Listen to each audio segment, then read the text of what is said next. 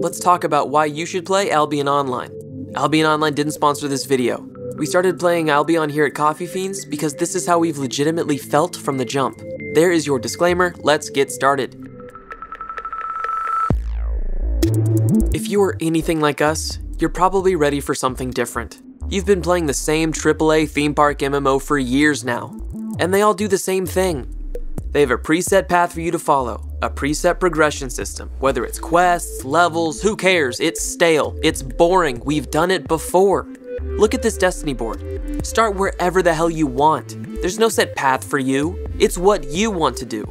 You can change your mind tomorrow, it's cool, nobody cares, you have the freedom.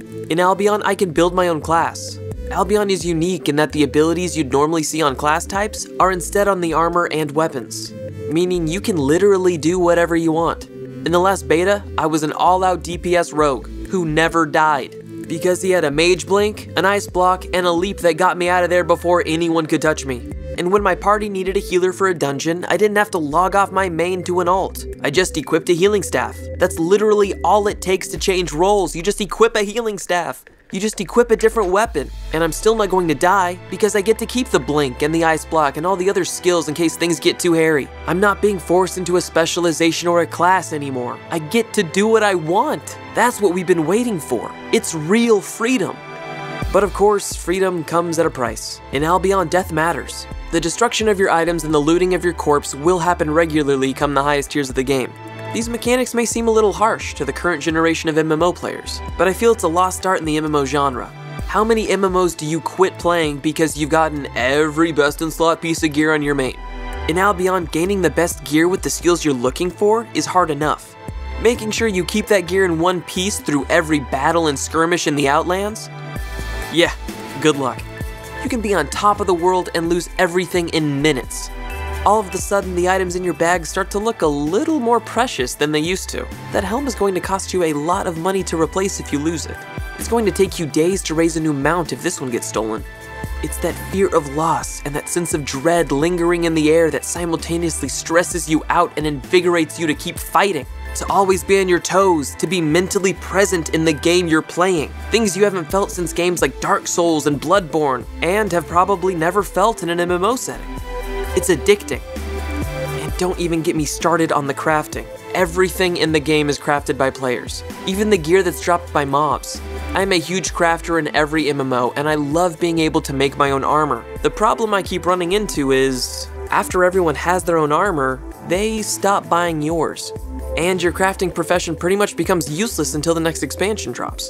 That doesn't happen in Albion. With things always getting stolen, with armor always breaking, there's always going to be a market for what you have to sell. And if you craft enough of the same piece of gear, your product is going to be way better than anyone else who's selling them. So now the boots you went out of your way to specialize in making are sought after by players because you make the best. You're literally famous for what you like doing in a video game. That's awesome. That doesn't happen in MMOs. At least not anymore. And if you don't want to craft, you can make silver doing other things. The markets for each city aren't connected, meaning you have to be in the city to see what they're selling. If the surrounding area is scarce with a resource, you can pack up a huge haul of what's abundant where you are, and sell it to people who are willing to pay more just for hauling it to them. That's a job. Running resources from city to city is a job. My friends and I made a buttload of silver moving resources to people. Bought it in one city, sold it for 3 times the price in another. It's fantastic. Go hunt monsters for silver. Go defend a guild base in the Outlands for silver. People will hire you to heal a dungeon if they're desperate enough. Just go steal money by robbing players. You can kill anybody for what they have.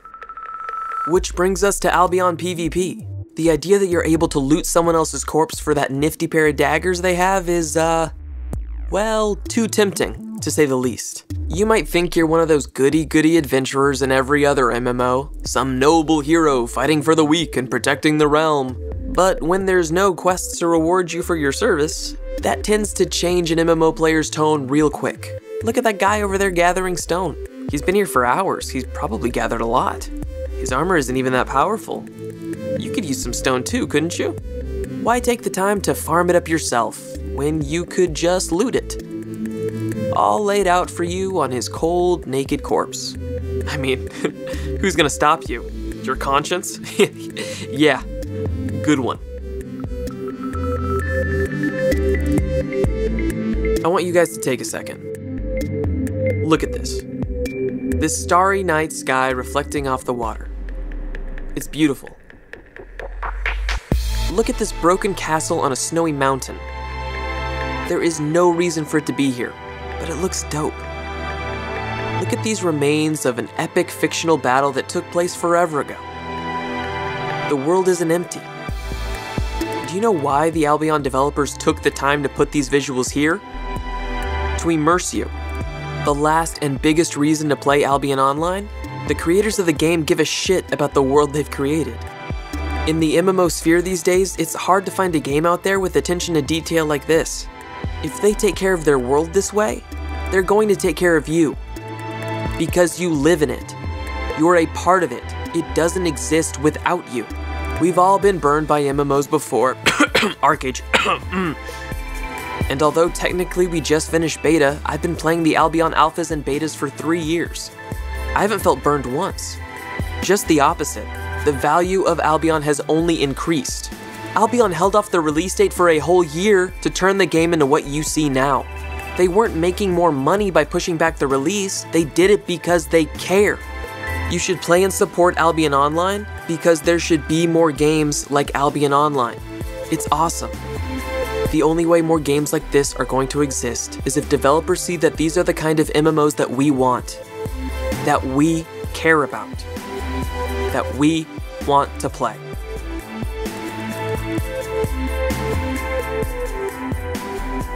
But hey, that's just our opinion.